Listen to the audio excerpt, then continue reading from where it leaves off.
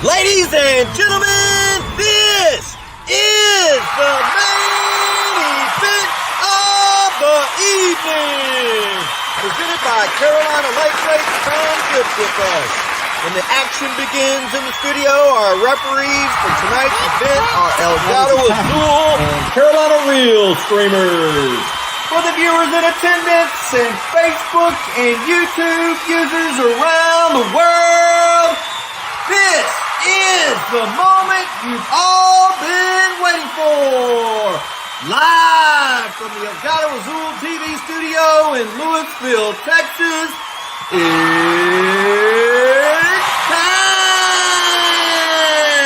time! What's up, slime lovers? I'm your host, Chris, a.k.a. Elgato Azul. A partner in slime. Next to me, Mr. Jamie Dunn, Carolina Lightweights. Over the top of him, we got JP, Jerry Parker, the king of the bank. Appreciate you coming on with us, JP. I appreciate y'all having me. Welcome to the Slime Show, baby. So, I think most everybody knows Jerry. We've had Jerry on the show before. It was a great show. We did a bank episode with a couple other really badass bank anglers, Alex Doty, and who else did we have on that show? I think it was just Oh, yeah. Yep. Big Mike. Yep, that's right. That's Big right. Mike. Yeah, Big Mike, he was fishing. He was coming back. Yeah, that was a fun show, man. Yes, it was. I think it's cool. I appreciate you coming on. We got a lot of bank angling. Everybody started out bank angling. A lot of guys still do it. I do it a little bit with some alligator gar from time to time, so it's going to be a good show. So, but for those that don't know Jerry, tell us. I've been friends with Jerry for 4 years. We just become friends from YouTube. He's a fishing fanatic like me. Really good, solid dude. We hit it off. So appreciate you coming on, JP. Tell everybody a little bit about you, where you're from, and your home. You know what you're about. All right. Jerry Parker. YouTube is Parker Pursuits, and TikTok Parker Pursuits. Southeast Missouri. My waters I fish are mostly the Mississippi River, the Kaskaskia River, and the Missouri River. And I do fish a few lakes from time to time, but I'm mostly a river guy. And big blues and big flats, that's what drives me. I love, if I wasn't doing that, I'd be chasing trophy deer, but it's just something about it. I just can't keep off the water chasing them big blues, You got a knack for catching giant fish. It's very consistent. I think it's a testament to, because I know bank angling is not easy to be able to stay on fish, but you got them dialed in, man. I mean, you stay on big fish most of the year. So I'll be honest, it's a lot of work, especially to stay consistent on the bank. You got to know your body of water, place, time of year, water levels. That's one thing. Like the Mississippi River, it's constantly fluctuating. Like right now, it's on a real hard rise. So I got to use techniques for when it's on a hard rise, to where when it's dropping, stable water. And a lot of the spots I fish, it's a lot of walking involved. And as I get older, it gets tough. And I do have a boat. I use a boat a lot of times. Bad thing is I got a boat. I've got the multi-bars, everything, which I want to give a shout out to Austin Piggy of Takedown Rod Holder. He sent me some multi-bars a while back. But I use the boat more as a taxi. Yeah, to get to a lot of my bank spots now. So the bank tank spread. I do a little bit of bank fishing for alligator gar, and the hardest part is getting to the right spot, because you can't just go to the river and say, all right, I'm just going to fish here. You won't catch a damn thing. I mean, there's certain little sweet spots that it's very similar to fishing a river. The way that I'm fishing for these gator gar, it's the same, as far as catfish. So I do know if you're on a bend and you don't have your baits right where the fish want them, you won't even catch a fish. So being able to find those spots on bank. I mean, literally, it's a game of feet. I mean, you can be in one spot and you'll adjust your bait just slightly, and boom, make the difference. And it makes a huge difference. But But the biggest thing is just you got to have a lot of patience, and you got to have faith in the spots. I can't tell you how many times I've hiked into a spot, and my gut just telling me, nope, this ain't gonna work. Or I didn't like it. I turn around and walk a mile out, and relocate. Things were so much easier though. Whenever I was like a trophy cat fisherman and YouTube. Man, I literally used to back in the day. I had a little bag of bait, a few lead, some sinkers, and some forked sticks. Now, I mean, you're talking a battery for light, tripod, giant baits. It's just, It's a lot of work. It is a lot of work, but gosh, it is so rewarding though when it happens. I think what guys that don't have a consistently high success rate don't realize is how much effort, work, pre-planning, networking goes into. It's not just I'm gonna go fish this spot. I mean, there's a lot more that goes into it. So, like getting big baits. What are you using for baits, and where are you getting them, and how do you acquire those? I mean, you got to go the day before. How do you do all that? Because that depends. Like I said, a lot of it depends on my time frame. But yes, you guys know well that I do fresh. The absolute freshest baits you can get are give-in, are absolute give-in. The only thing I will use frozen, because I'll take a trip to Kentucky Dam every 2-3 trips. That's about a 3.5 hour drive for me. Get to Kentucky Dam, and I'll catch skipjack. Why is it that skipjack are still good after freezing them? I mean, not just they hold up, because I got a lot of baits that I use fresh that would freeze well, but I ain't gonna catch. I'm gonna catch a tenth of the. Why is it skipjack fish still eat a skipjack? I think the one thing about skipjack, they're a meatier fish and they're oily. That's the big thing with skipjack. They're such an oily bait. But with that being said, you have got to be prepared whenever you catch them, because we go through a whole process when we go to Kentucky Dam. When I'm down by the water, I have a cooler full of ice.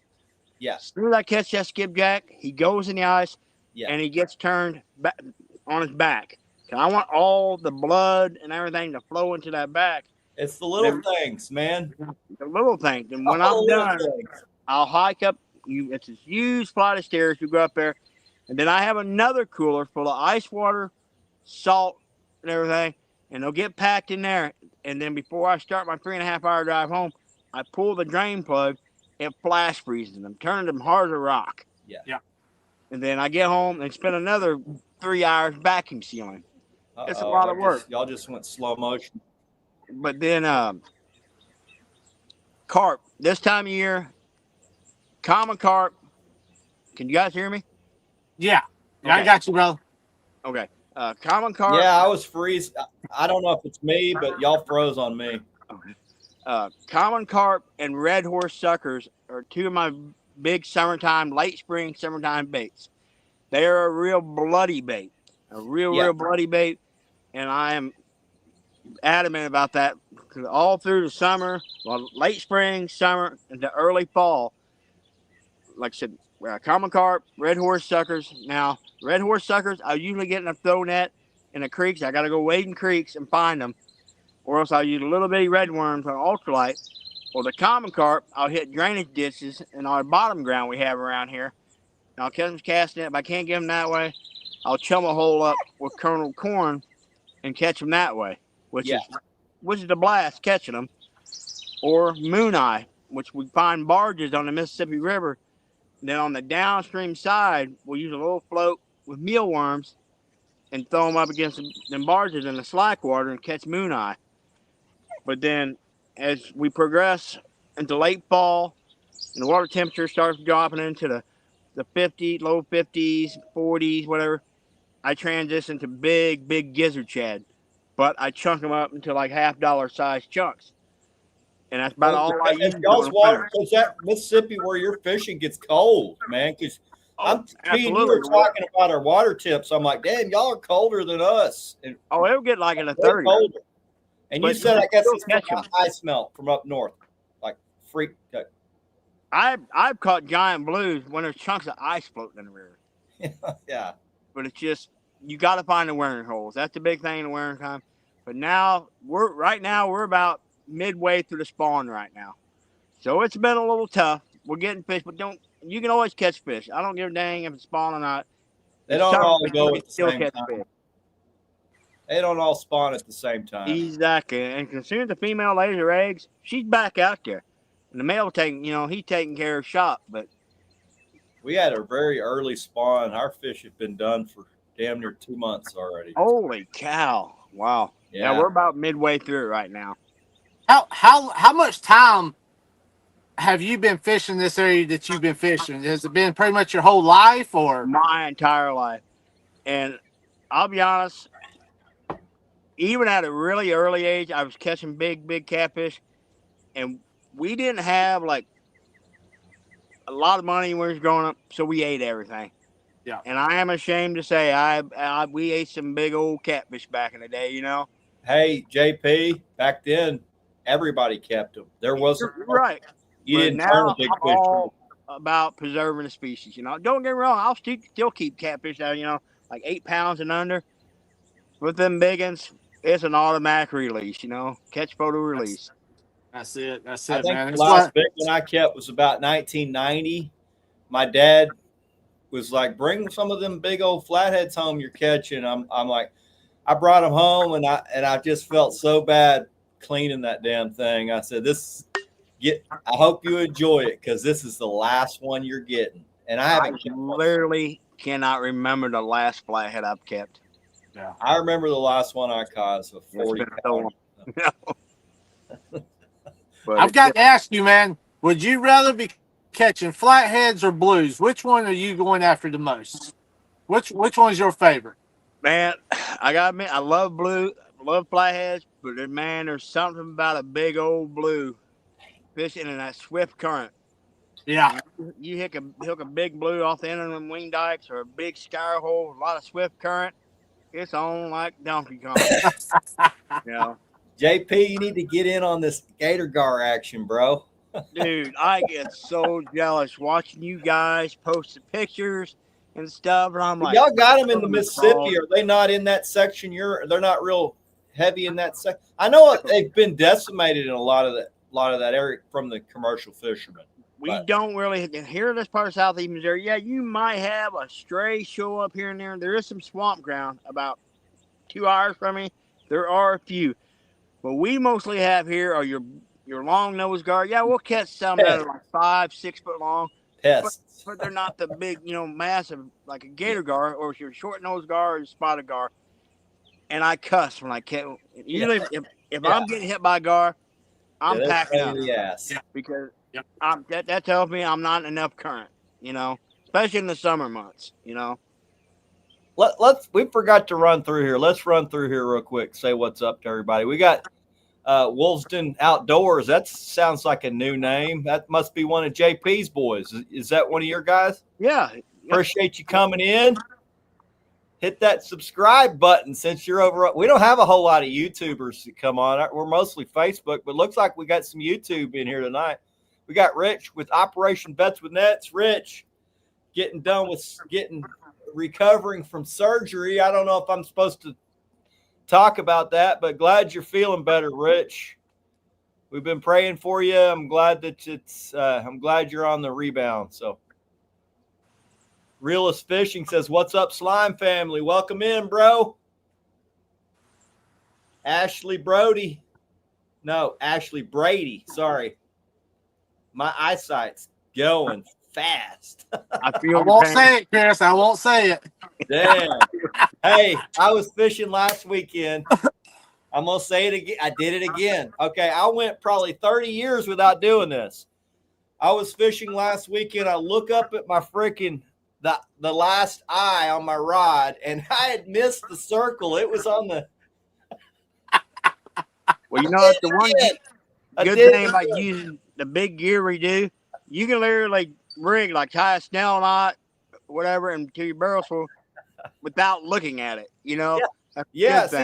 Doing all that with my hand I can do that with blindfolded, but putting it through that absolutely. eye, you got to look. You know, I mean, I missed it. I didn't even go through the eye. Go to try to catch bait fish. You're sitting there. That's why I had to go get some readers, man. Couldn't do it no more. I got to get my camera out to read like vitamins and. Yeah. How many of That's these am I supposed to take? That's ridiculous. My wife's like, you need to go get your eyes checked. Yep. I don't want to do it, man. I don't want to do it. Chris, you might as well face it, man. It happens, brother. The older we get. I know that, and it's not getting any better. I'm realizing it's not a slow losing your eyesight's not a slow progression. It happens quick. So yeah. Tommy Boy says, good evening, Slime Brothers. Welcome in, Tommy. Owen Coat says, what's up, everyone? Welcome in, Owen. Appreciate you coming in. It's been a while. Where you been? Flathead Doty says, let's go, Slime Brothers. This should be a good one. Feeling the heat. We had Doty on a few episodes back, and that was a good show. Appreciate you coming on, Doty. He's on fire on Facebook. Oh, yeah. It's flathead time for him. So appreciate you coming in. We got Wolveston Outdoors says he's saying hey to everybody. Great to see Jerry Parker, his brother. Trent Hall, saved my ass Sunday, boy. Trent Hall, what's up, fellers?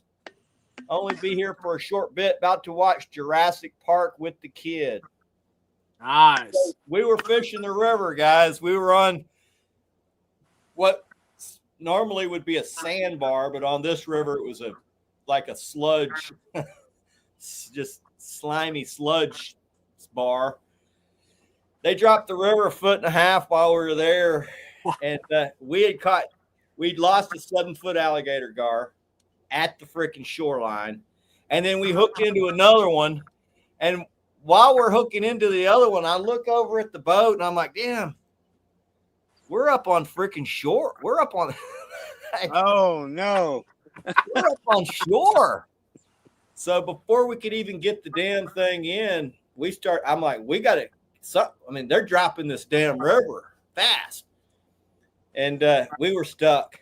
We were high center, and we were nervous, boy. But luckily, my boy Trent, one of my guide buddies, was just right across the river, and they came over it.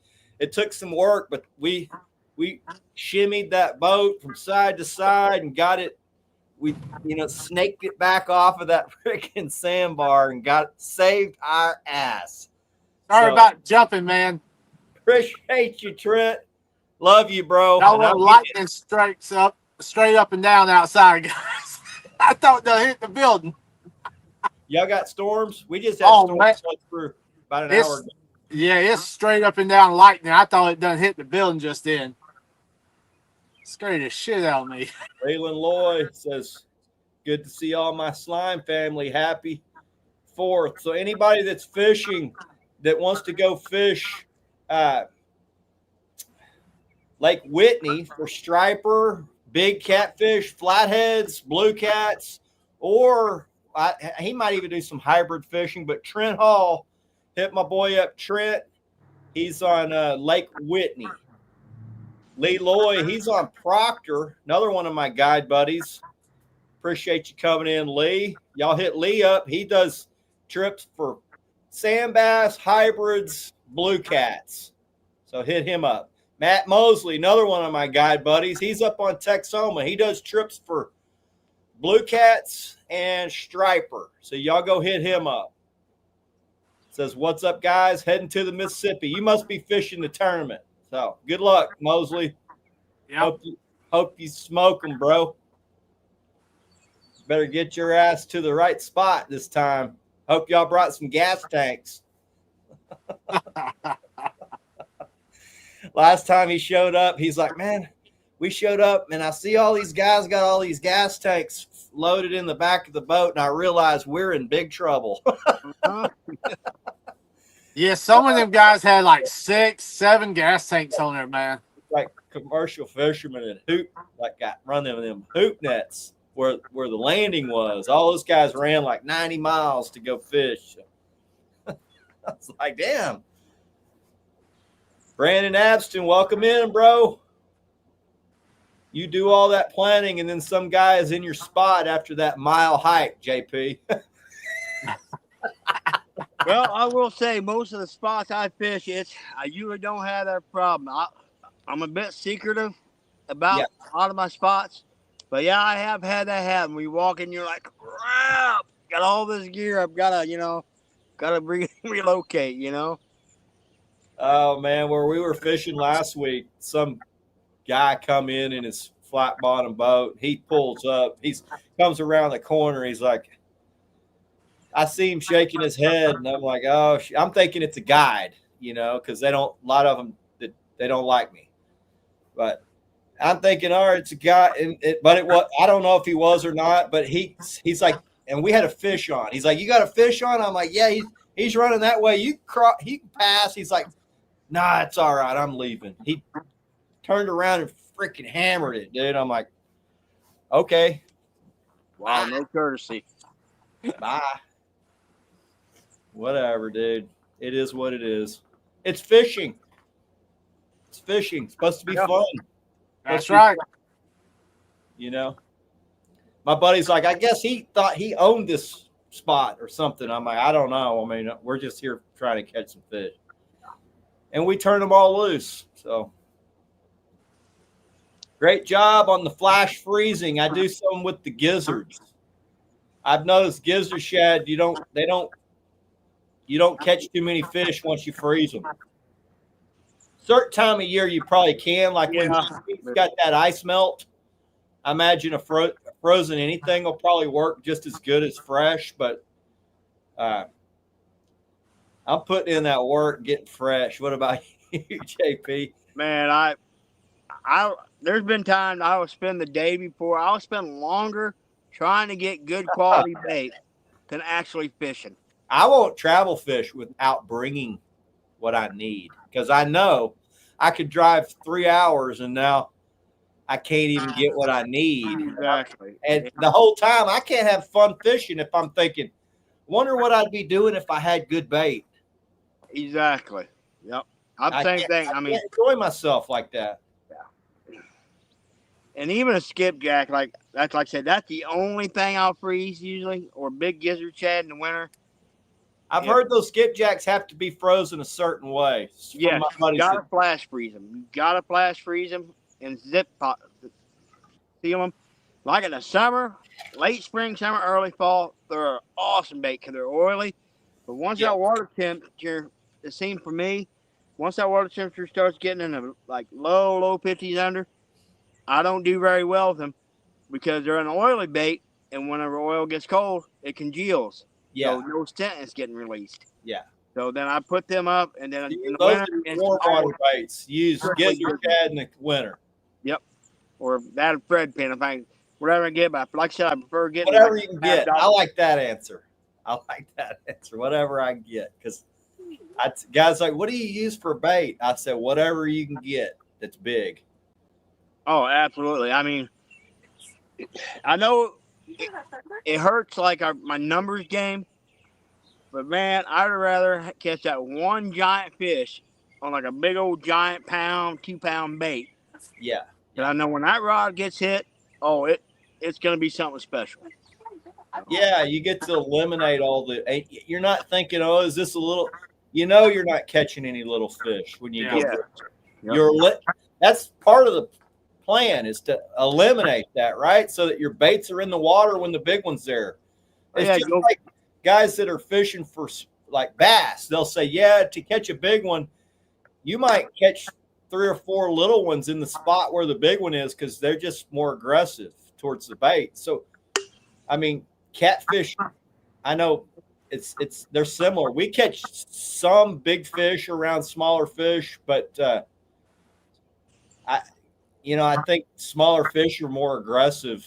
Oh, absolutely. But if you have a rod in the water when the big one's there to eat it, because you're dealing with a little one, you got something to having those baits in the water when that big one's in front of them. Absolutely. And a lot of times, especially on these wing dike stuff, I get into a scour hole.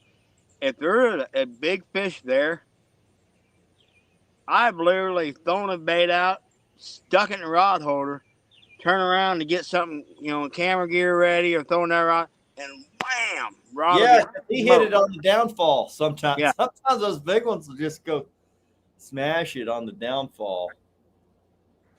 Juan Tienda says, "What's up, slime family? Welcome in, Juan." Michael Cox says, "Hey guys, welcome in." Michael Marvin Berry says, "On the carp, do you guys fillet them also? Leave scales on or off?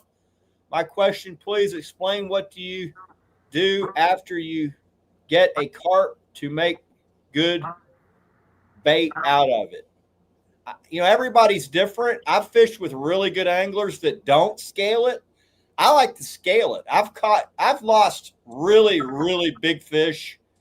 And when I reeled the son of a bitch in, it's got a scale Stay stuck. on the tip of the hook. Yeah. Yeah. And I mean, I know that's why I lost it. That's why I prefer to scale them. Carp are not too bad to scale if you got the right. No, heck, you can do the back end of a knife, if you hit them right, and it'll peel them. And the Got to thing have a I like to stiff, do with stiff carp, knife, but yeah, I like to fillet them. But I'll use the whole head if it's the right size carp. that's my favorite, big old softball-sized carp head, Yeah. I call that cannonballing. I cannonball these. I'm cannonballing these monsters. I usually I don't fillet them too often. I'll usually chunk them up. But like say I get a bunch the day before, I'll take 4 or 5 of them. I'll cut the tail off, Yeah. throw them, and let them bleed out. Then I dump the blood in the bucket. I'm in a bag, and I'll Yeah. chunk Let the them carp soak up and let it sit overnight. And seems like it helps quite a bit. I'll tell you, Marvin, what is good. You do need a good knife to if you're messing with carp. I use a Bubba blade, and I can just saw right through them. The last 2 trips I've gone with guys that did not have, they had butcher knives, and man, it sucked. It was brutal. That was the worst part of the day, was cutting our bait up, and I mean it was brutal. So if you got the right knife, it's not too bad. If you don't have the right knife, it sucks using carp. Sucks. Yes, it does. I mean, you're talking such a meaty, bony fish, And Yeah. Yep. Bony, thick armor scales, just not easy to deal with. So get the right knife if you're going to be dealing with. A lot of guys will use their electric fillet knife and just fillet them, but you do need. I like to scale them, which you need a stiff back on a knife to fillet one good. I mean to scale them good. Tommy says he's been catching spawned out fish since early April. wow. There you go. So fishing, but I do know there's still fish spawning because the noodlers are pulling them off nests still. They spawn a long time. I feel that should be something that should be a new rule on that, and especially during when the fishes. I agree. I don't think you should be able to noodle a fish off its nest, but No, I mean, it's right there. I don't like limb lining, and I don't like jugging either. But hey, they still allow it, so it's legal. But just because something's legal, you don't have to like it. Just because something's illegal, you don't have to like that either. Yeah. I mean, you know what I mean? Everybody has their own code, and I know that most of my angling friends live by a similar code that I do, but a lot of guys don't. And, that's, we're not the same. So you got to find your tribe. Our tribe just thinks different than that tribe. So That's it. All right. Chris, I got relentless catfishing. Can't wait to learn from you fellas. Well, we're going to flap our gums and hopefully something educational comes out of JP's mouth. Wow. Ashley Brady says, happy healing. Kurt River Trail says, good evening, guys. Moving on down. Moving on down. Sorry, I'm blind. 4-digit fishing, Oklahoma State record holder. And I just screwed the whole thing up. I freaking went back to the top. That vision's going bad. 4-digit fishing says, "What's up, guys? Looking forward to learning some stuff from Jerry tonight." Wabash Nate says, "Face it, I hate it when I got bifocals. I'm trying not to face it, Nate. I'm trying not to, bro." Justin Schurig says, "What's up, guys? Fishing World 123. I meant to say, can I drift fish without having a trolling motor but using a drift sock?" You can. Did that for 20 years. Very effective. Just it's you're to really be able to target structure in a specific way, you do need a trolling motor. But you can drift fish, and you can still drift fish structure with a trolling motor. It's just sometimes you just need to know also how to pull up when you want to stay on a certain ledge where you're going to come back over that point. So you need to know your winds, so making sure if you want to come over a certain point, knowing how to move your boat around so a lot of us know how to hit your spot. That's and how long it takes you to get your stuff out so that when you're getting over that spot, your stuff's out instead of going past it and you're like, damn, I don't even have my stuff out yet. That's it. Damn, I missed my spot. Now I got to do all that over again. So, yeah. But Rusty Duncan says, "What's up, Texan?" What's up, Rusty? Welcome in, Coonass. Sarah Thomas, Mandity Thomas. Jamie's got some rigs. Named Sarah Thomas Mandity Thomas. My phone's talking about you. Thomas, my boy Jamie's got some rigs made up. You need to get with him so before he sells them out, because he's going to sell them tonight. So I told Chris, I told him, I said I'm gonna set his to the side, but speaking of those, we're gonna have a very select few tonight that we're going to release. So we'll let everybody know during the show tonight. We'll let guys know towards the end who are here, so that that's right. So if y'all see me looking down and stuff, guys, I'm trying to get this stuff done for you also. Yeah, Jamie's working while he's on the show tonight.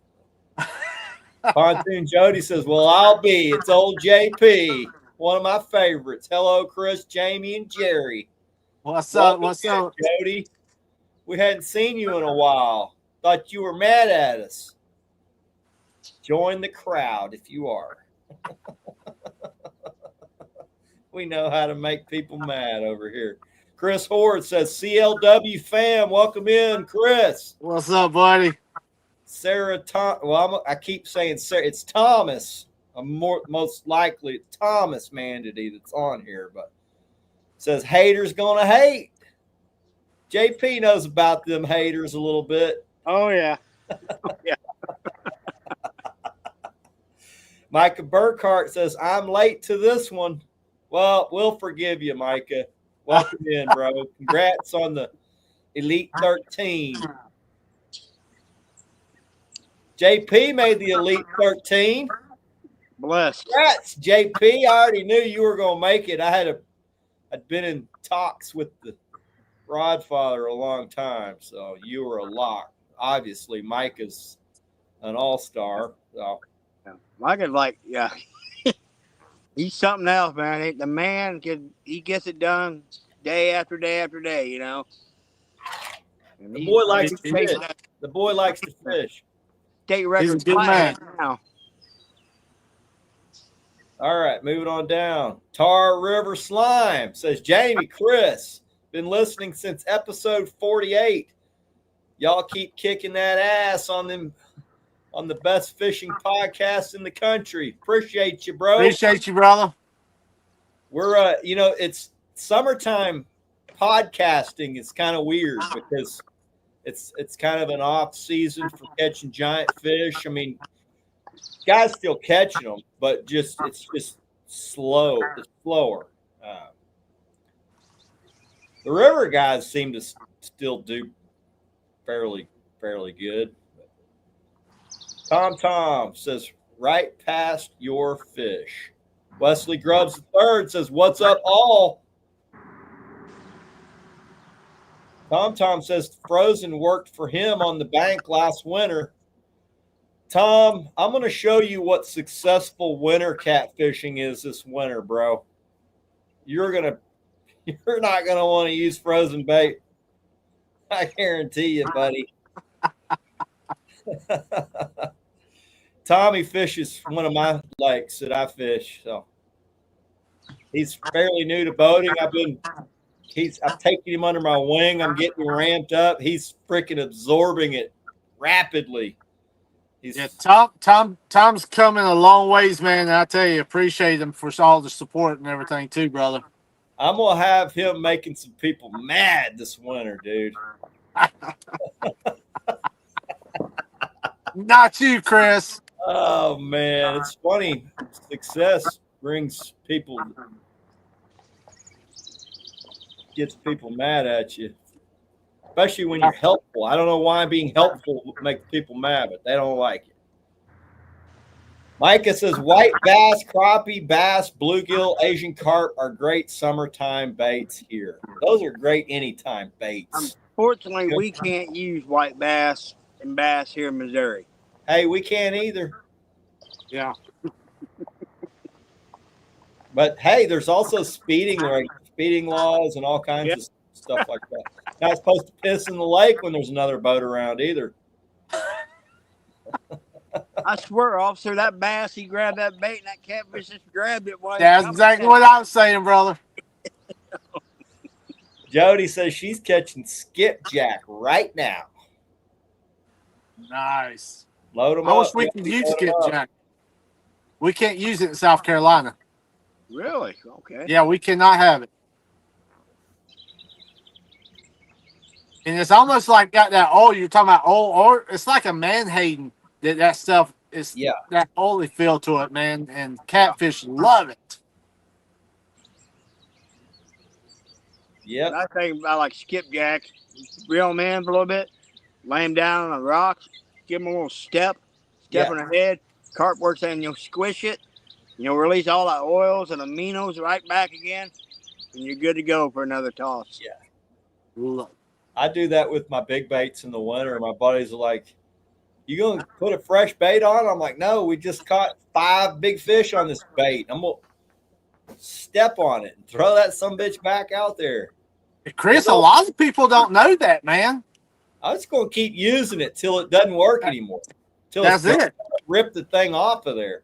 You dang right. Long as I can see blood and the oil's coming out, I'll use it. As long as I'm catching fish on it too. It's like, we just caught a big fish? Why take it? I don't understand. That fish seemed to like it. Why do you want to take that thing off now?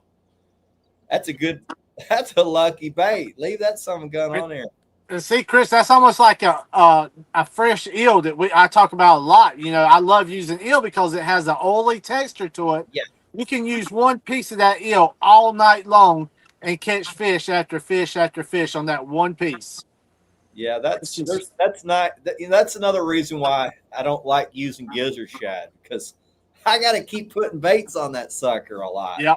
Yeah, big cat. I would prefer to use something that stays on, and I know when it's gotten a hit, I don't need to reel it up, check it. I like to use something that I know whatever I got on there, it's still there. That's just me. Wesley Grubb says he got his 10-ounce river dragging weights, Jamie. Good deal, brother. Appreciate you, man. Oh, you got some 10 ounces, huh? Might have to hit you up. Brother, I tell you, fishing, I come from the fishing, the river and stuff, and I love it. And I'm going to tell you, they work terrific in some good current, especially from the bank, man. A lot of people don't know, we got more bank fishermen now than we pretty much do as boat fishermen using our weights, and they work tremendous. Okay. Good to know. That boy, man, I go through Jamie, how would you target flatheads on a reservoir lake like Marion? Should I stick near the river channel or fish the flats, specifically at night? Jamie's That's one of his home fisheries. So I'm gonna tell you, brother, I would stick to the river for the flats a lot more. Um, Especially the river, man. Stick to that river. There's a lot of big monster flatheads down there, so target them. Do I'll y'all tell got you. timber on that lake on the upper end? I was about to say the timber on that upper end is tremendous. I mean, you What can't about hardly rocks? Y'all got rocks, boulders? not as much rocks, but a lot of timber. I mean, it was like they just flooded, cut the trees down and flooded it. And there's stumps and trees everywhere on that upper end. Creek mouths, intersecting channels, That's it. 8 to 10 feet Yep. leading into the shallows. That's going to be your spots on a lake for flatheads. Or if you got rocks, anywhere around big rocks, they love rocks. So, And I will tell you, up by the 95 bridge right there, man, is some good flathead fishing on some of that creek on the side of it there. JBN says, let's go, JP and guys. Big muscular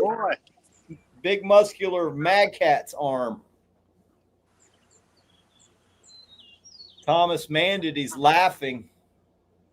Better not be laughing at me. Fishing World 123 says Parker Pursuits. What's the PB from the bank, bud? Well, I've got a video way back in my series.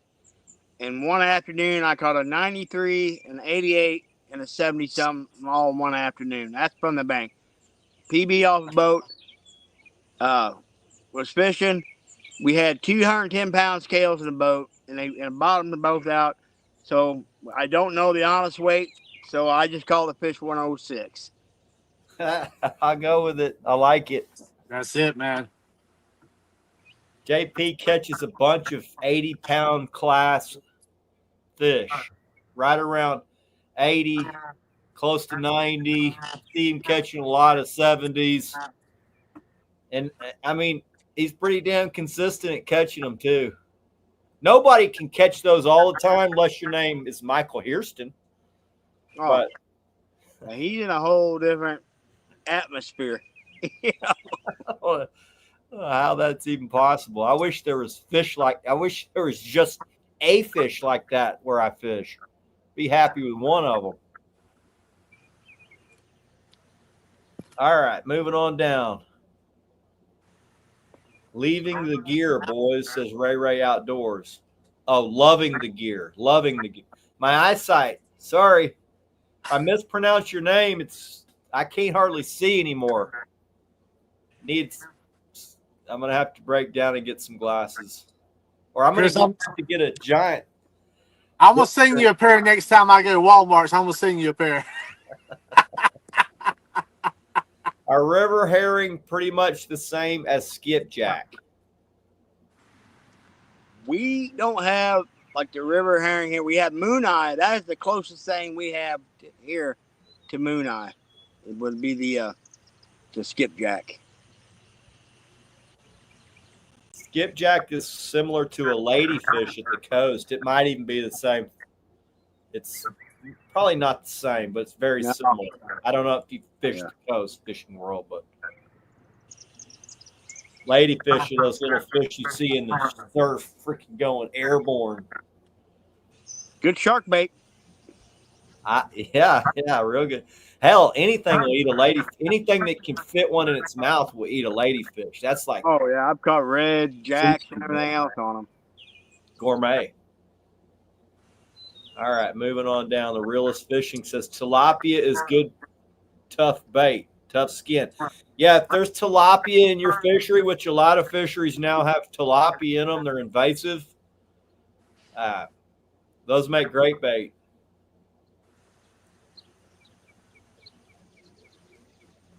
Micah says the 8-ounce weight from Carolina Lake weights worked great last week. Appreciate you, buddy.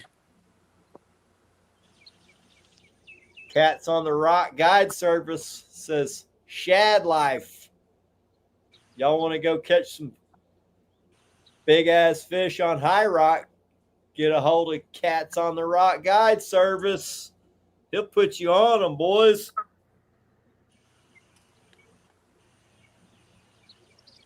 Fishing World 123 says, thanks for the help. Anytime. That's what we're here for. Anytime, We're here brother. to help our like-minded anglers as best we can. Thomas Manatee says, we are headed to the Missouri River for the weekend, hoping for a monster. Ooh, good. Yeah, Good Missouri luck, River, brother. legendary. Yeah, they got some supersized fish in that river. Yes, they do. And Wesley Grubb says, where are you fishing, JP? mostly, like I said, the Mississippi River, the Missouri River where it empties into the Mississippi, and the Kaskaskia River are my three main areas I target. But Mississippi, probably about 90% of the time, I'm on the Mississippi River. Man, JP sounds like a robot. Do I have the bad connection, or is it one of y'all? He sounds good to me, Chris. It's me. Damn it. I may have to back out. Let me get caught up real quick. Fishing World says we got herring and Santee. They say it's like skipjack. Yeah, it's pretty close to it, brother. It really is. That stuff works wonders in Santee. Tommy says, is it September yet? Asking for a friend. Really, for Texas fishing, that when it really kicks off is November. We catch some decent fish in the hell. I'm just gar fishing now. I just gave up on the blue cats, but usually October is when it kicks off, but by November it's full force. Matt says, JP, are the fish deep right now? He's headed to Parisville for the tournament. Okay, I've been catching them, yes, but now the river has started coming up here really, really fast. I'm going to back out. I'll be right back. Okay. All right, bro. So the river is coming up really, really fast here, so it has pushed some fish shallow. But yes, in this heat right now, absolutely. I've been targeting the deep, especially if it's going to be the daytime tournament. Yes, I've been catching most of my fish in deep water. But here in the last week and a half, the river is coming up. It's going to crest here Friday night. So some of the fish are coming up into the tributaries, into the shallower water, which I mean shallow, like 20 foot of water. Is where I've been kind of getting on them here in the last few days. So, How are you able to pick your high water spots? What are you looking for and stuff when you go to target high water spots? all right, high water spots. I am a huge fan of tributaries. When creeks come in, and other rivers come in, I love them. Or even the wing dikes in the main river. I will still fish them like you'll see the water coming over the wing dike. Because when it comes over, it comes like a big swirl, and them cats will lay right at the base of them thing. So I'll be getting on the bank, and I'll cast along that wing dike, and right in there, it's one of my favorite spots. And even on the main river, I try to find anything that's kind of breaking the current, because the big fish will just come in there, but they'll be close to the bank, like a really, really high water. Them fish will be, literally like yards off the bank. So, And see, coming from, like a Great Piggy River where it's real muddy, a lot of structure and stuff, my majority of the time, my favorite time to fish those style rivers are on rising water and high water. And that's is that pretty much good for you, or? I love it. Like in the spring, especially, I will drop everything I'm doing. It would drive my poor wife nuts. If I know the river is coming up and I got a low pressure system with rain, I grab the rain gear, and you can't beat me off the bank. I'm there to stay. I get a bunch of fresh baits, and Them fish get on the move, don't they, Jerry? yeah, they'll come up here. Like this past April, May, we had a bunch of rainy weather, and I was just absolutely hammering big fish. Just multiple big fish every day, and I was literally throwing only like 30 foot off the bank because they were just traveling that ledge, like that bank sloped down to the main channel, they were just running with that ledge wall, just Yep. traveling, just like a path, That's it. That's the same way, man. That rising water, I love it, man. And that's when we catch our most and biggest fish pretty much on that rising water. I mean, it's just, you got that new oxygen, just got them feeling Absolutely. good. They're moving around, and I love that time of. Well, that and your bait fish in the high water, they don't like getting out there in that debris and that trash, so they'll pull tight up to the bank, and them big fish will suck right up against that bank Yeah. too. I've seen here, like in flooded fields, I've seen giant blue cat literally in 3 and 4 foot of water in like flooded fields, like blown up on carp and stuff. That's it, man. It's a totally different game, man. I get all excited when I get high water. I really do. Oh, absolutely. But as a bank angler, it is tough when Yeah. the water starts getting too Yeah. high because it starts getting up in the flooded timber and everything.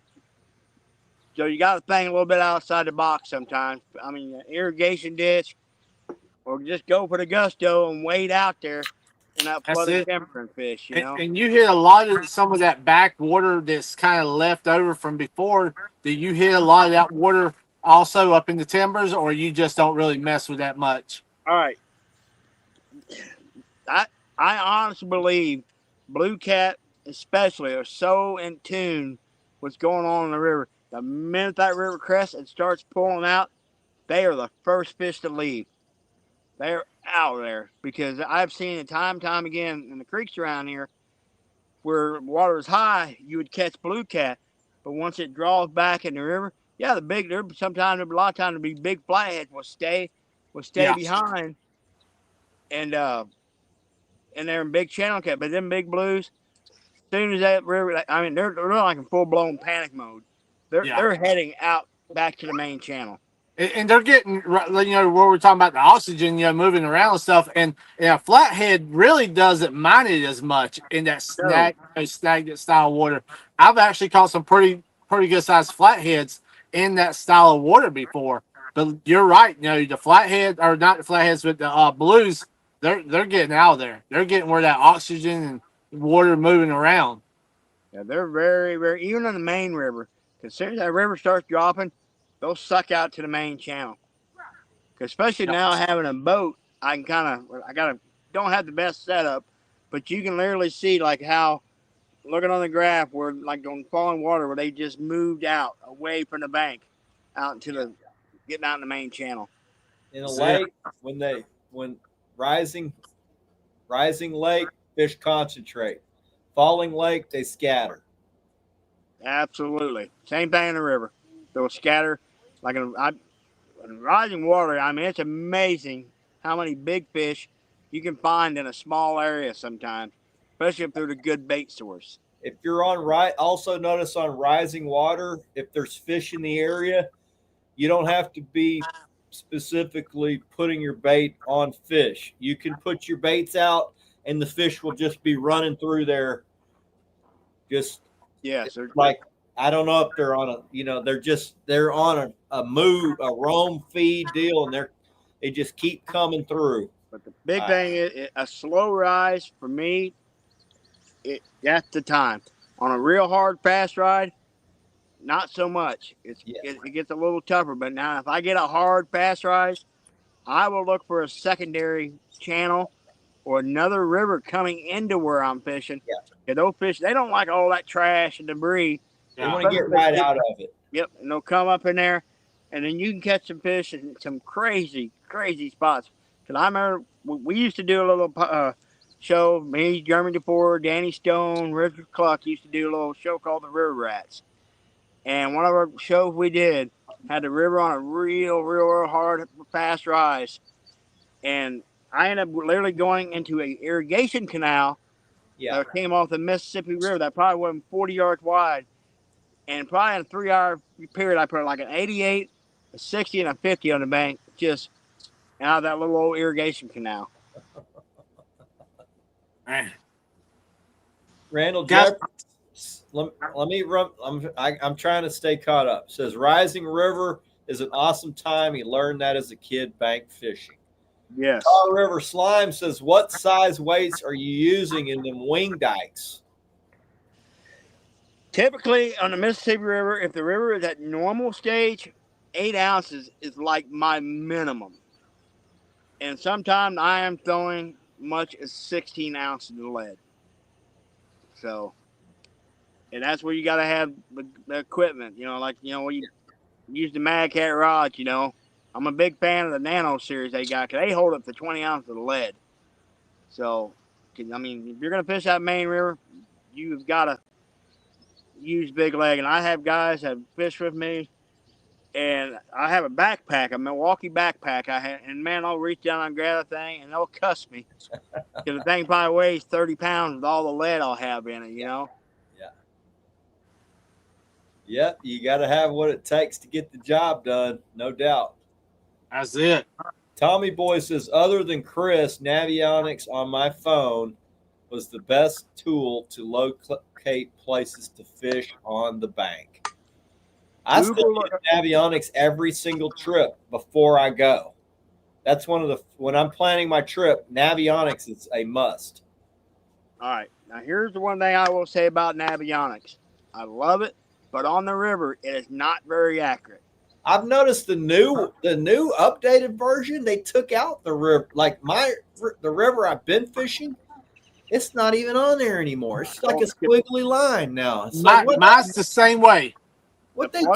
Why they do that? Navionics, like on a lake, it's great because you got it's pretty consistent. You know what you're doing. Yeah, because they're using it's being updated by me on my if I link my graph to the network, it's keeping up it's up. That graph is steadily being updated constantly, but for whatever reason they took the river off of there. I'm like, damn. Why? One thing I will say, like Google Earth is a great tool. Especially to go back into the history, the previous years. But the river is constantly changing. But something I do a lot of times when we have like super low river conditions, where it's like, I mean, super low, I got my phone. I'm walking that riverbed. I'm taking pictures of like rock piles, ledges, creeks. I'm taking pictures of all of this. And I'm logging that to when that river comes back up. I'm like, okay, there's a rock pile here. Yeah. There's a channel here. There's something that's gonna hold fish. We were just talking. We've been getting a lot of rain here down in South Carolina, North Carolina, different places. Last few years, and the river has constantly changed. From where I was, from younger days and stuff, it seems like every flood, man, you've kind of got to relearn it a little bit because. It seems like the fishing holes are kind of changing. The structure's kind of being washed away. New structure, new holes in the side of the bank and stuff. It's always it never is not a learning situation. Well, something I will do a lot of times, like say I'm off one of those wing dikes. If I'm new to it or spring, I know things change. I will take a lead weight, no hook, and I will tie it directly to the end of my line. I will cast it out, and I'll just reel it. Feel the bottom. I'm trying to find that scour hole. A lot of times where those fish are laying, because they had them, because it changed. Because a lot of all wing dikes are the same. Sometimes that scour hole will be right at the base of the dike, or it could be out there 30, 40, 50 yards. That's it. That's it, man. And I like that technique. You just stepped on something a lot of people might not even have used before. And, I like that you shared that with them for sure. Riverside Reel says, I'm fishing a tournament in a lake in August, live or cut bait. And do you prefer carp or shad? In the summer, carp 100% for me. I mean, 100%. Carp's good year round. I'll tell you right now, carp's good year round. It really just like for JP in a river, there's carp in a river everywhere, and carp that's gonna be a pattern that will probably work most of the year because there's always going to be a variety of patterns. It's basically your pattern is built off the bait that they're feeding on for the day. If they're feeding on carp, it's a carp pattern. So what are the carp doing? That's your fish pattern for the day, for that group of fish that is on carp. you could find another group that's on white bass or crappie, or so there's a variety of patterns, but figuring out what if you're using carp and you're fishing a crappie pattern, you're not going to do as well as if you were using crappie. If you are fishing a shad pattern and you're using crappie, you're not going to catch as many. But figuring out the pattern that you're fishing, if you're fishing up in timber and they're feeding on sunfish or whatever they're feeding on, use that. So there is a lot that goes into patterning fish, and part of it, patterning of fish, is to see what that group of fish is feeding on that specific day, and then feed them that, if that makes sense. So I can tell you pretty much coming from my rivers, pretty much I'm going to have bluegill, American eel every time I go out on a river locally around here. That's pretty much going for a lot of flatheads, and they eat sunfish year round. That's it. Probably one of their biggest food sources. It's going to be. Now, I'm not going off what's legal. I'm going off what they eat. They eat sunfish because they like to. They're easy and they're plentiful. They like to eat crappie quite a bit because all my crappie angling buddies catch flatheads fishing for crappie. They're all they just sit underneath where crappie are. You got cover. Typically, when you got crappie, you got cover, and flatheads or cover related fish too. So I wish we could use crappie. So they'll feed anywhere. Like black bass like to be around standing timber. Well, flatheads are in standing timber because there's crappie, there's black bass, and there's sunfish, and they will eat all of that. So figuring out what those fish are doing in the area you're trying to target them in. And if that doesn't work, go find a different pattern, because there's not always just one pattern. That's for sure. I like to do a lot of the river systems I fish, like say I've got bluegill, carp, whatever, and I'm flathead fishing. I got a little current. If that bluegill or that carp dies and it's fresh, I'll basically make a flapper bait. Yeah.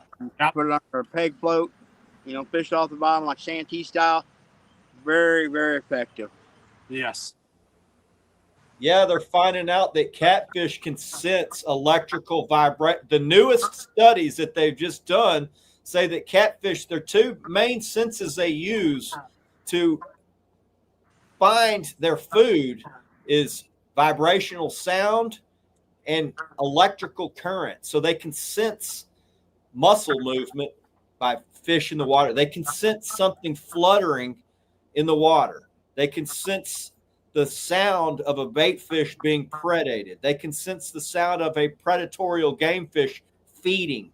That attracts them to the bait. So when guys say, oh, sound doesn't matter, or, presentation is key, because that flutter is the fluttering of a dying bait. If you're in current and you got a bait that's fluttering, it's like a fish that's in its last throes of life. That's why I think that fluttering bait will outfish just most of the time a chunk. Now, I use both, but I also do use that fluttering fillet a lot. And they love that. They love that. They also like a head, because fish like to eat their prey head first. That's why a headpiece works. Mm-hmm. That's the theory, but yeah. All right. Jesse Ogden says, I so far had 2 Lowrance finders, neither one worthy of being called a fish finder, more of a temperature gauge, depth meter, worthless. All my buddies that have Lowrance come on my boat, and my graph's 10 years old. It's not even a new graph, but they look at mine. They're like, can you make mine look like that? I'm like, go buy you a Humminbird. I can. That Lowrance ain't going to look like this. I'm about to upgrade mine to that new Explorer I'm gonna let you tell me how it is, Chris, and then we might think about it. I'm going to use that new Mad Cats money they just sent. Oh, man. Paid to Fish, PTF 15. Y'all want to buy some Mad Cats gear? Get you a 15% discount code. Support me and JP and what we're trying to do on the water. All right, moving on down. Creole Catfishing says, "What's up, guys?" And he's rocking and rolling. My boy. What's up, Creole? He's got him a new Bimini top for that Louisiana sunshine. He's not going to be looking like a lobster anymore, huh, JP? Well, Boy, he's sunburned. Kirby's a little delicate, you know, so he had to get that baby done. Dude, you don't have one here in Texas, you're going home early. I guarantee you. It'll make you freaking run for cover. He's got that same high humidity heat where we're on the same line where he lives. I'm lined up with him. I know it. Know what's like daytime fishing. It's brutal. Navionics shows no contours in a river in his area. Yeah, they took them out here, and it was like a month ago, 2 months ago, they had them, but I got the new update, and it's like no more contours in the river. It doesn't even show deep holes. I mean, you can look at a map, tell where the deep holes are, but I'd still like to see them.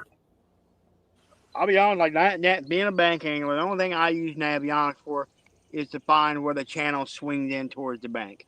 Yeah. It's literally because it's just the way the river fluctuates, it's not accurate on the river. Yeah. Matt says, "Evening, pound flex." Welcome in, bro. Chris, Jamie, Mountain Goat.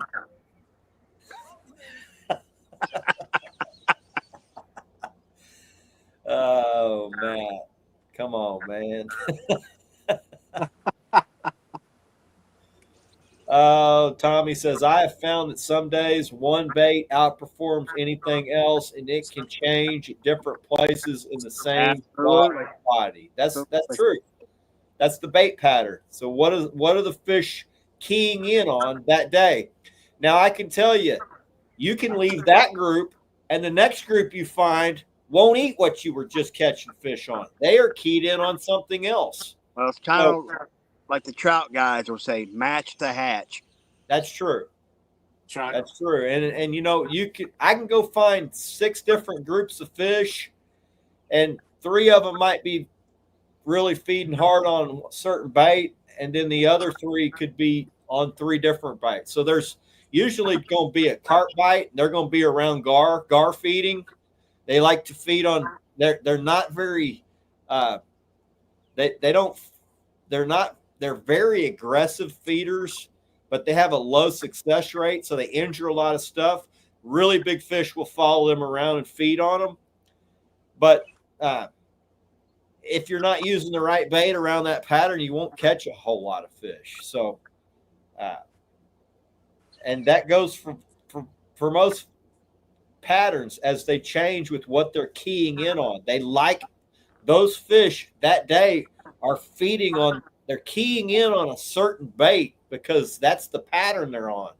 You know, if it's threadfin spawning or if it's white bass schooled up, you know, feeding, black bass on the shoreline, crappie on the timber, whatever it is, that's pretty good key to success is finding what the pattern is that those fish are feeding on, and then give them what they're looking for.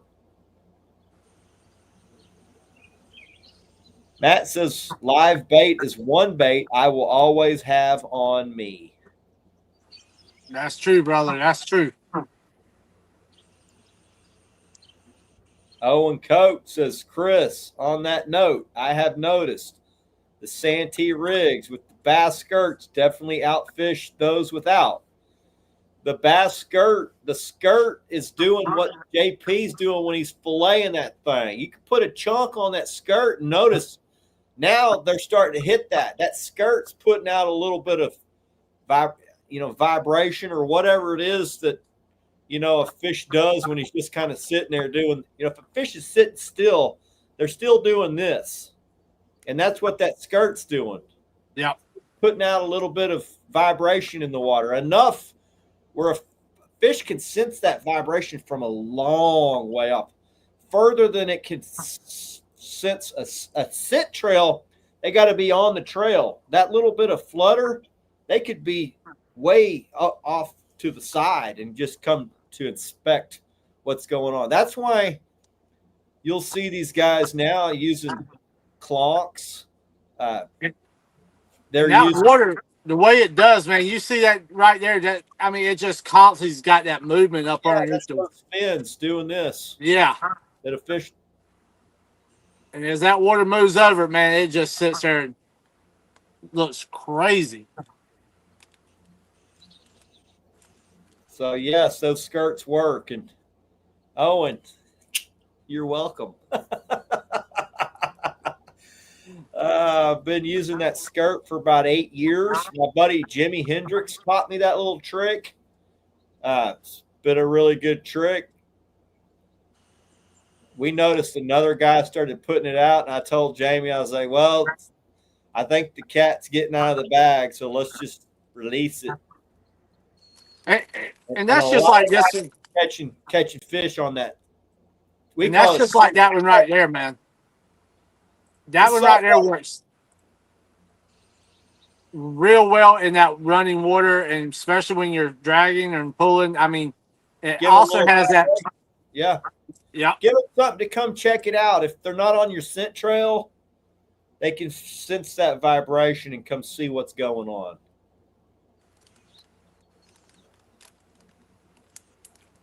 Tend to use live bait more towards nighttime. Use lots of live, says Riverside Reels.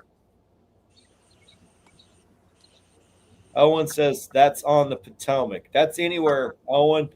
That's a saltwater trick, and a lot of the stuff we're starting to use in catfishing comes from the saltwater guys. Catfish are very similar to some other saltwater species, and so why not? If it works for other fish, why doesn't catfish are very sensitive to vibration, sound, scent. Why not use it all? Well, typically any predatory fish are very similar, in their habits and just the way they hunt. So, yeah, I've known for the last 35, 40 years, my bass buddies catching these giant catfish on buzz baits and spinner baits and crankbaits. I'm like, well, there ain't no bait on those. I mean, they're going after bass lures. I've caught a lot of big flathead on like swim baits. Like when I'm hybrid fishing in fire plant lakes, I've caught several big flatheads on big swim baits and stuff. We had a guy on that is world-class flathead angler. He's live. I'm fishing with him on the 11th. He uses jigs a lot. He don't even have bait on the hook, just a freaking jig. So crazy to me, but it's all about presentation. He said it's how you present the bait to them. They think it's a live bait. They don't care what it smells like. They think that thing's alive. They're going to go kill it. John Young says, what's up, boys? Happy 4th to you. Happy 4th. Let's blow some shit up, boys. Oh, man. Jesse says, I'll buy the 10-year-old model. Well, Jesse, I'm gonna have them side by side, buddy. I'm gonna have double 12s, so. Creole says the Explorer is amazing. Yeah, my buddies have been sending me pictures, and they're like, what do you think about this? I'm like, I'm thinking I'm about to go blow about $2,700.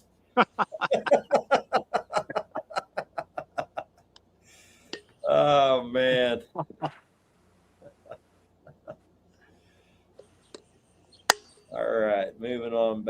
down.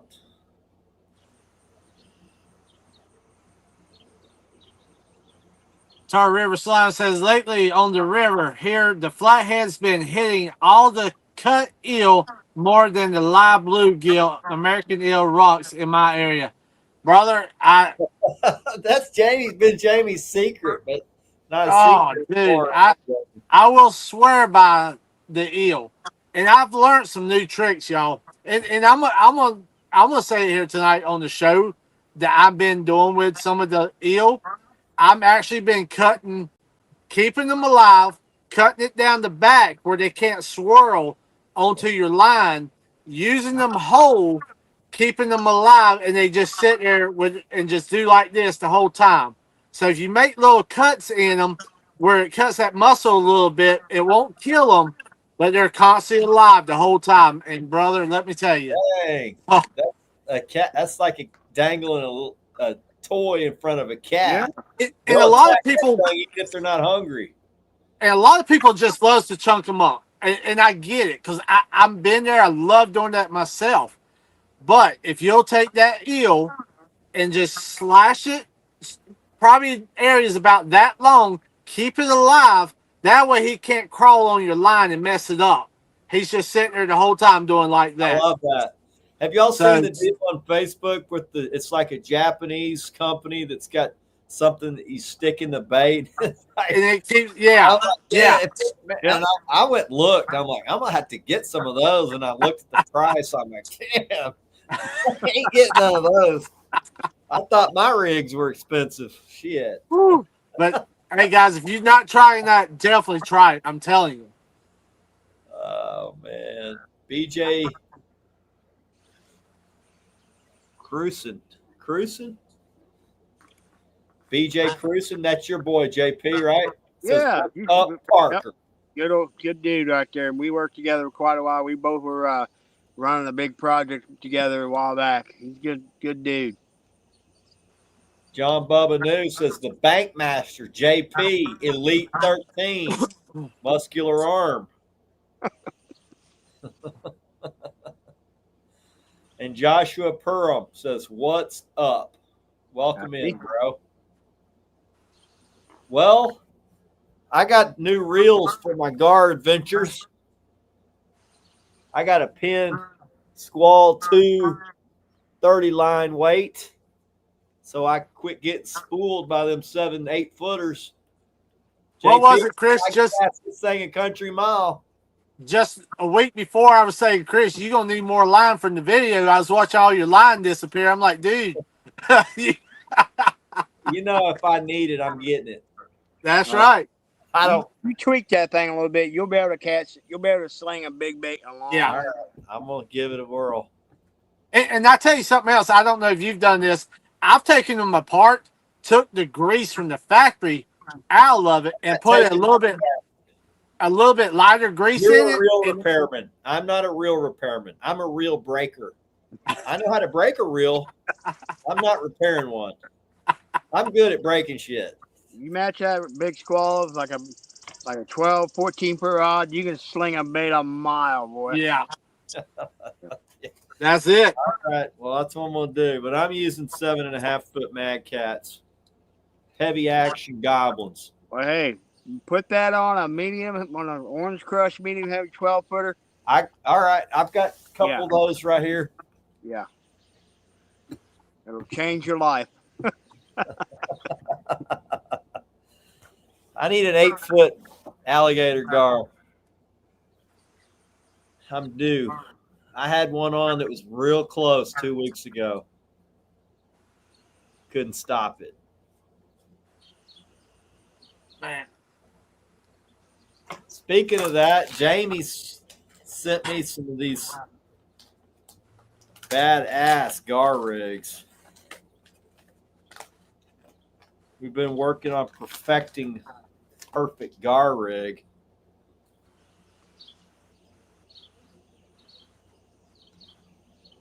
It's got a 3/0 owner hook, double hook rig. Jamie, appreciate you taking care of me, man. I'm gonna Anytime, brother. Anytime. Speaking of that, a lot of guys, I haven't been, I've been trying to get these things back up, and I'm working as hard and as fast as I can, and that's exactly what I'm doing right now. So here shortly, I'm going to let everybody know how many that we're going to release tonight, and I got some people excited about catching these dinosaurs, I think. that's it, man. That's what I'm sitting here doing. I'm surrounded by gar rigs, so we're going to release a quantity of them tonight. So they probably won't last long. All right. You got them stickers made yet, says Jimmy Moore. Which ones? I'm thinking he's talking about prediction 1-800-GET-SLIME.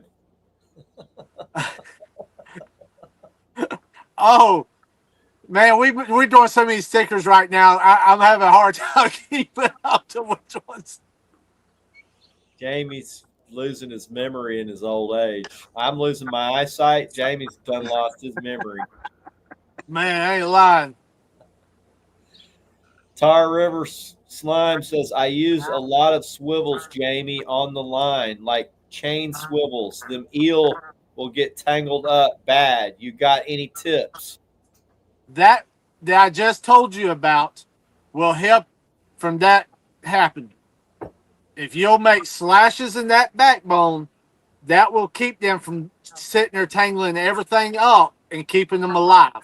So they just sitting there pretty much just sitting there doing this. They're not wrapping themselves or nothing like that. So if you'll use that trick, man, cut them enough where they're going to stay alive. I'm going to tell you, it's going to work wonders for you. And you're going to see a lot more bigger size catfish hitting it also.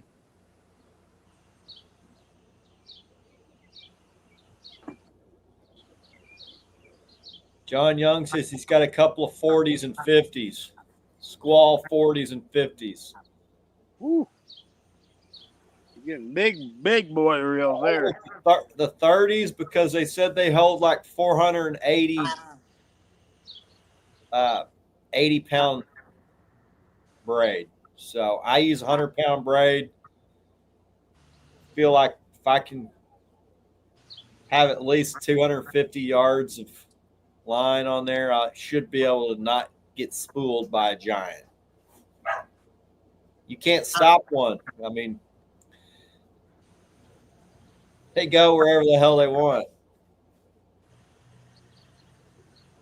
All right. Yep, Jimmy says fish addiction hotline. Lee says he set up 2 number 30 line counters today with lead core. You ever use lead core for dragging? No, I use Mad Cat Structure Cat 30 for dragging. And I love it. It'll tow my boat. Tommy Boy says he's got a Squall 50. That's for fishing down at the coast. That's big old reel there, boy. That's one of these. Yeah. I got You got a fight belt on that thing. I got a pin cinder, one of the old ones that was made here in the USA. That's, I don't know. It's a giant. Use it for shark fishing. The pins are tough, but hell to cast, says Jamie Moore. They are. Hell to cast? The older ones, not the newer ones. The older styles. Hard. Yeah. The older styles are harder to cast than these now. Like what you got, Chris, in the 20s and the 30s. I use they're like I said. I found them a lot easier once you get them dialed in for sure. And like I said, I know a lot of people. The grease, sometimes guys, the grease that comes in these reels are a little bit thicker. If you are able to take them apart, put a lighter grease in some of these reels, it's even better. And that's something I love doing to all my reels. You're a freaking ex-reel repairman. If I take my reel apart, it'll never be the same. When you open that thing up and you see something go bing, you're like, oh, shit. Chris, I tell a lot of people, when I tell them that, I said, take your phone, take a picture of everything you do. That way, as you take it apart, if you're never doing it before, just take pictures as you go, and it works out. No, no. I'm just going to use it how it comes out the box. I'm going to use it till I break it. Hopefully, it lasts a while. If it doesn't, move on to something else.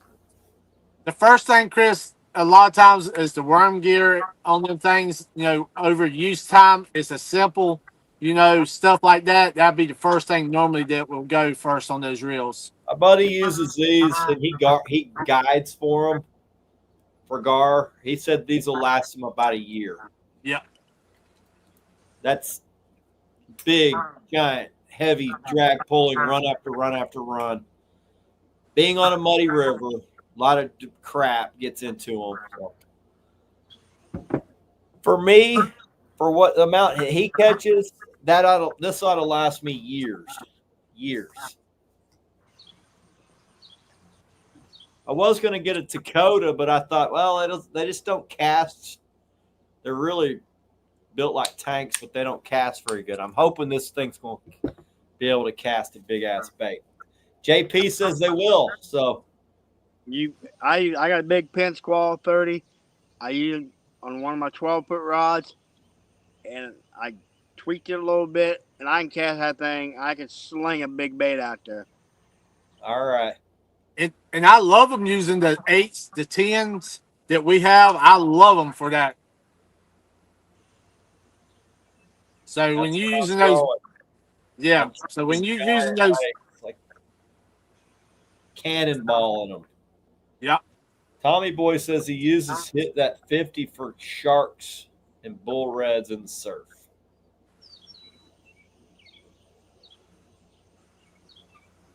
Dodie says, why did a catfish go on a date? Because it was looking for a real connection.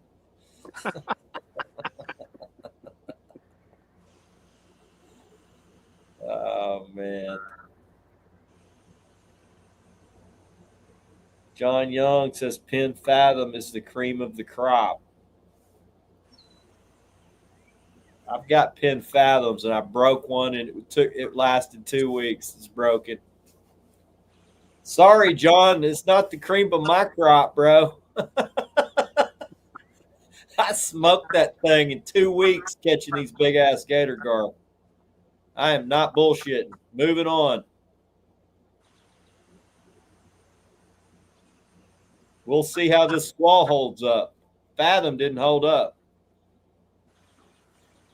I've had mine now, Chris. Granted, no, I'm not out gator gar fishing. I've had mine for a couple of years now, and I've yet to have any problems with them. They've held up real good, catching some good sized flatheads and blues and stuff, and I've not had no problems with them. Well, we'll see how it goes. I mean, they're all built fairly similar, but I'm hard on stuff, man. If it can be broken, I'm gonna find out really quick. Guys, Yep. like The same way. I'm hard on gear. Yeah. I don't like to badmouth stuff, but I will give you my honest opinion. And all these guys told me about this Alios reel and how great it is. Dude, I smoked that thing in a month. They're like, oh, I've been running them for a year and a half, and I run them hard. And I smoked that thing in a month. It was destroyed. I'm like, didn't work for me. I talked to another buddy of mine that ran them, and he broke the reel foot off of it. He's like, He's like, look at the reel foot. I snapped this thing off. I was maybe as a fluke. They replaced it real quick, but it just didn't, for me, it didn't work, But I will admit, I am very hard on stuff. Like, I don't take care of it, probably. Like, I don't baby it. Yeah. It's a tool. I'm freaking hammering stuff. I'm putting a square peg through a round hole with this damn thing.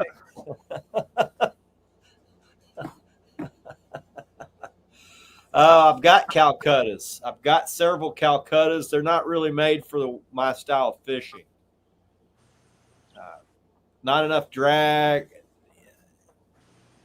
Built more for, I don't know. That's more of like a striper reel. Got a Calcutta A. I got a Calcutta B.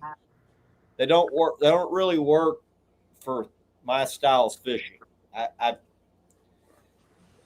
I've just found for when I'm dragging big baits, a trolling reel is what I need. They just don't cast as good, but they're built for cavemen. Built for a caveman like me. So. John says the low pros are awesome. Let me show you, and I'll tell you, I used it.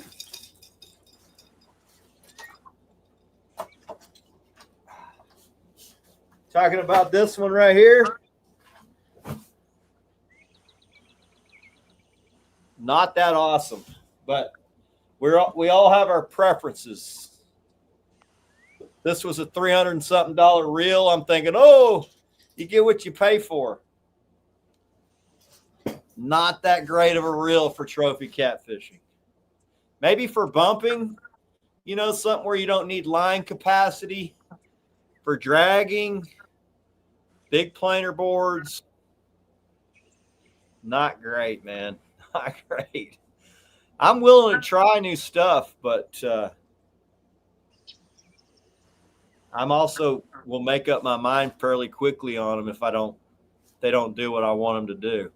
Oh, I've got a box full of reels that didn't make the cut, Yeah, I was like that, man. To me, there's no perfect catfish reel really on the market. I'm keep thinking, oh well, this new one come out. Maybe they fill the gap of some of the, well, it casts good, but the line capacity's not right. Or I'm gonna be real with you. They all have their flaws, man. They all have their flaws for sure. I can promise you, if you treat it and fish it hard, it's gonna break on you sooner or later. It's gonna break on you. I mean, there's not no parts in these reels. I'm gonna be straightforward. This 100%. A lot of these reels have some plastic parts in them and gears in them and stuff like that. The old 6500 ambassadors used to strip the gears out of them all the time. And yeah, I don't use those. I quit using Abus. I mean, I'll use them for when I'm anchoring in the spring, but those, even when I break those back out the next year, a couple of them don't work right out the gate. They just were sitting. I didn't break them or nothing. They just sat there from last spring. I break them out. They don't work. They feel real tight. Just quit working. Just like you reel and the damn spool won't turn. Like, what? I didn't even do anything to the damn thing. But yeah, a lot of times the drag washers and stuff in there, man. That Komodo is pretty badass reel. Doesn't quite have enough line capacity. Cranking power is not as good as the Dakota. I just, when you use one and it's really good at certain things, and then you switch to this other one, it's good at a few things, but not as good as some of the others. It's like, damn, it's hard to find a reel that has a good casting ability and the power. The cranking power that's and the line capacity. Those three things, like what a catfisherman needs. You're going to get two out of the three. Two out of the three is what you're going to get pretty much. Yeah. You're really never going to get 3 out of 3 on none of the reels out there really right now. You're not going to happen. Why? I don't understand. If you can cast it well and it's got cranking power, why can't you give it line capacity? And Chris, a lot of these times, you're taking and putting speed bearings and you putting all these new washers in. Like my Dakota's got speed bearings. That thing cranks like a frick. I mean, dude, that thing's got raw cranking power. You don't have to muscle anything in. You can reel your planer boards in like this, and it just sucks those things, but it doesn't cast very great. It's not a great casting reel. It's got good line capacity, just missing that casting part of it, All right. John Young says ocean reels. Yeah. I used to use a lot of Calcuttas out when I fished in the old pin styles out in the ocean. All the reels I use are saltwater reels. So if you don't have saltwater sealed reel, they don't last. They won't last 3-4 months on my boat. They will be smoked. They have to have everything needs to be sealed. That's for sure. Joseph Brewer says, "What's up, baby slime time brothers?" Hey, Chris, you talking about what's up, boys? what's up, boy? You're talking about reels being sealed and stuff. You know, a lot of time when I was back fishing in the ocean, I would even take them apart and seal them myself with a seal that and double do that. And I've done that also to some of my freshwater reels. You know, I'll take them and reseal them and everything. And because summertime, when it gets real hot, that grease, depending on which grease and oil you use, has a tendency to just not work as well. So there's different levels to that grease that you want to look at, you know, especially for hot summertime days. Yep. My Dakotas don't get any service. I'm serious. I fish them hard every week, year round. Some of them are almost 10 years old and never been serviced. My buddy that works on reels that I sent him to, he's like, "You might want to sell those and just buy all new ones because they can't last forever." I'm like, "Well, I mean, I can't give up on them till they just go out." You know? That's it. I can't give it up on them. You know, I'll probably buy a new one and it'll be broke in a month. I mean, you know, they don't make crap. No, You're right. You're right, man. Within the last, like a Shimano Dakota, even if you buy the ones that aren't no longer made in Japan, if it's one of their higher end reels, the bearings are made in Japan. They're sealed bearings, and that's one of the things that goes out on them. You know, they do use precision gears that are made in Japan. They just might put the thing together in Malaysia. You know, so precision. You know, that's the difference. If the thing's made in China, put together in China. Same way with some of the ones in Sweden and different places like that. You know, there's don't make them like they used to. No. And I'm gonna be honest with you. Sometimes, Chris, I believe sometimes we're starting to go to lighter parts in a lot of things, and things are actually breaking a lot easier now in a lot of these reels. I mean, it's just crazy. It ain't like the old pins. That's trucks and everything, man. Yeah, trust me. We were talking today, you know, just like transmission in trucks, programming the transmissions. It's crazy to me. Take us back to the day where there's old 4-barrel, you know, Holly carburetors and stuff like that, and let us work on them. 4-digit Fishing says all us spinning reel guys have here is y'all is speaking Greek right now. I've got some spinning reels. But man, I'll just tell you, there's no cranking power on a spinning reel. You can't keep your finger on the trigger when you like if you need to sense the fish before you set the hook. You can't do that with a spinning reel like you can with a bait caster because you keep your thumb. I call it keeping your thumb on the trigger, but you got your thumb on the line. You can feel sensitivity, so you're like, all right, I can feel it. It's in his mouth. He's chewing on that thing, and then when that rod tip bends, you can freaking crank down on him and get him spinning. Like that's the biggest negative thing I can say why I don't like the spinning rods or spinning reels is because of that. Yeah, you can't keep your finger on the trigger because that line's going around like this. You know, every time you go like that, it's you can't just. And you get a lot of flex in those things, depending on the size of fish you got too, Chris. The hook is good. Now, you know, if I used them all the time, I'd probably get them figured out a little better. But I use spinning reel a lot for my lighter fishing. But I do use spinning reel a lot when I'm in saltwater. Yeah. You know? But that's about it. I've got some for saltwater. It's just I don't go down there a whole lot, a couple times a year. And when I'm doing it, I'm like, damn, I wish I had my bait casters. John Wayne says zip code 33s. Man, hey brother, I've gone through 1,000 of them things. I love. Oh yeah. I think that's what we all started on.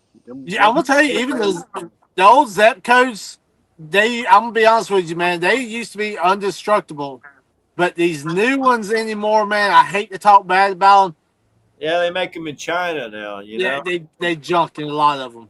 I remember like my first true like river setup when I was a kid was a Zebco 808, a South Bend rod. I think I paid $5 for it. I had an actual pool cue, an Yeah. Omniplex line, Made in USA. and you would hook a big cat though. I mean, I had the thing got it to where it was so wore out. I hooked a big cat. I'd have to walk backwards up the bank about 20 feet and then sprint towards the bank. Just crank, crank, crank, crank, crank. Walk backwards, sprint towards the bank, just to Yeah. get a hand. The only thing I used to hate about the zip codes, and still to this day, is you wear out that retriever pin. You know, when you go to bring it in, that little, oh dude, oh my god, that have a preacher want to cuss. Joseph Brewer says Rhino Tough Series. Are y'all familiar with that? I can't say I am. I do have one rhino reel buddy of mine gave me, and that it, it got great cranking power, line capacity, but I can't cast that dadgum thing with a darn. And you know, the way you fish, you need to be able to sling a pretty hefty size Yeah. bait and lead. Keep the distance, yeah. Matt A says, have you tried the Cast King Rover reels? I haven't. I haven't tried them. I've got some Cast King. I got their bait knife. I got their shears. I've got some tackle bags. All that stuff's good, but I've not tried their reels. And I believe a lot of those reels is from China also, if I'm not badly mistaken. That's where a lot of that Cast King, I think. I've just kind of gotten away from buying precision things that are made in China. Yeah. 808s. Yeah, I remember those, man. Holy cow. We've all had a bunch of those too. That was right where that's the starter reels right there, man. The 33s, the 808s, them always where we started from for sure. Jerry, are you fishing the Mississippi River tournament? No, I'm not. No, I'm not. Thought you were going to fish that. Well, change plans. Change plans. So Okay. Yeah. Something sounds like something's not right. well, from a business standpoint, it was the best decision to make. Okay, I got you. Yeah, I get that. It's a slippery slope that we have to deal with these days in the catfishing world. If you're sponsored and all that, I get it. Joseph, I remember that now from the 90s. Yeah, I remember that now, that logo that used to be on those reels. I was past Zepco in the 90s. I'm an old fart. In the 90s, I had moved on. I mean, like Shimano was what I was using in the 90s. Walmart. I was really big into Jimmy Houston. He had said, go get you one of these Phantom 100 reels and a Shimano bullwhip rod and some Terminator spinner. Oh my gosh, I remember the bullwhip. Yeah. Man, that thing, you could fold that thing over and fish. It was fun to fish with. He was right. That was an addiction. It got me going. Appreciate you, Jimmy Houston. We tried to get Jimmy to come on the show. I got a buddy that's friends with him, but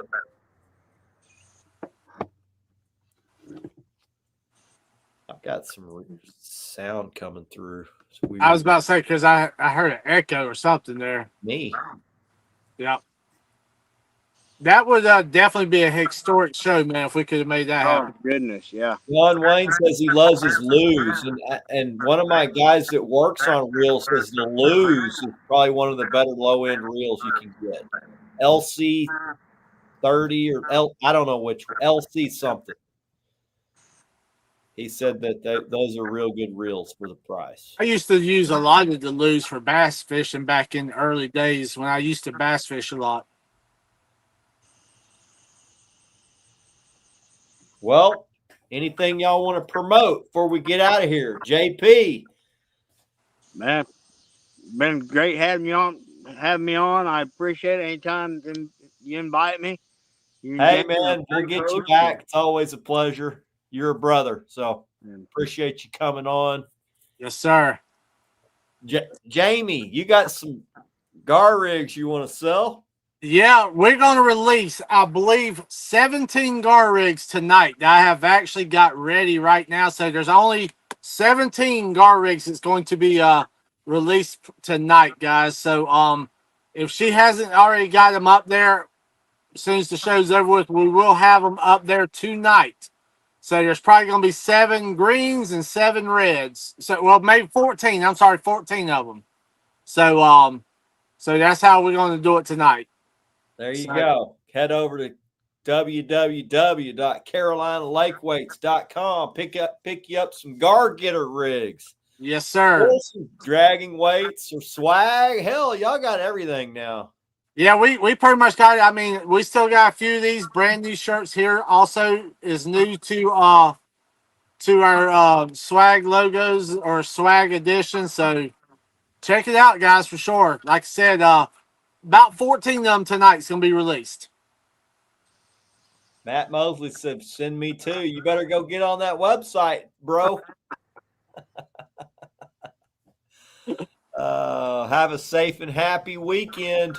Hey, 4th of July weekend. What are you guys doing for the 4th? Y'all celebrating? Oh, definitely. 100%. Oh, good. What do y'all do for the 4th? Just barbecue out with the family, chill out. And normally, usually after the fireworks done, I usually slip the river, but we're heading to Costa Rica. Oh, yeah, that's right. JP's going to Costa Rica. You lucky son of a gun. Congrats. I hope you catch something really cool. You know, there's a lot of they say that's the most diverse fishery on the planet. Still fairly I'm untapped. really excited. We're going to be there for a week, so I'm really excited to get out in the surf and see what happens. That's cool, man. I hope you catch some cool looking fish. I know you're going to have a good time. That's a guarantee. But always will with the family. Have a good time for me too, brother. Jamie Dunn, what are you guys doing for the 4th? Actually, brother, I'm going to try to do some fishing Saturday night. I forgot to ask at the show. I remembered. So yeah, we're gonna try to go out Saturday night, do some fishing. I believe we might have a tournament next weekend on the Great PD River. So we're still trying to work that date out. But either way, I'm probably going Saturday night. We'll be blowing stuff up. Jackson's going to blow up the neighborhood. Good Lord. We're going to be eating good. I'm taking the weekend off from fishing. I hate to do it, but you're going to do it. 4th's probably a good one. I've had probably more close call boating weird stuff happen on the 4th than any other holiday. So I'm going to get out tomorrow night after we got like our local 4th of July display here in town. And as soon as that is over, I'm heading to the river, and I probably won't come off to the river until Friday morning when the sun comes up. Oh, man. Awesome. Oh, baby. I hope you catch a monster. I'm going to try. Yep. I bet you get one good. Good luck to you, brother. Hope you catch one. Lee says he's taking a kid out hunting on the whites, so hunting white bass. That's a good time. Your kids. John Wayne says he's going to Isle of Palms. John Young says he's fishing and blowing stuff up. And Tommy Boy says he's heading out fishing tomorrow after work. Tar River says Tom Outdoors hit on the nail. Jet skis going to be wild on the lake. That's it. Yep. Last 4th that I fished, I had a freaking pontoon circling me. I was fishing at night, and they saw my UV lights. They were circling me. I had planer boards out. They cut everything off, drug all my stuff, dude. I was on live. I Remember that one. I came unglued. I remember that one, Chris. I was like, come on. I'm about to freaking give you the business. Oh, man. All right, guys. Well, y'all have a safe 4th of July. JP, appreciate you. As Thank you, always, brother. Congrats on the Mad Cats Paid to Fish team, baby. Elite 13. Jamie Dunn, get them rigs sold. They're probably already gone. You got They probably are, man. So we got them ready to roll. Guys, appreciate all y'all stopping in and spending some time with us. Tight lines. God bless. Azul out. Later, everybody.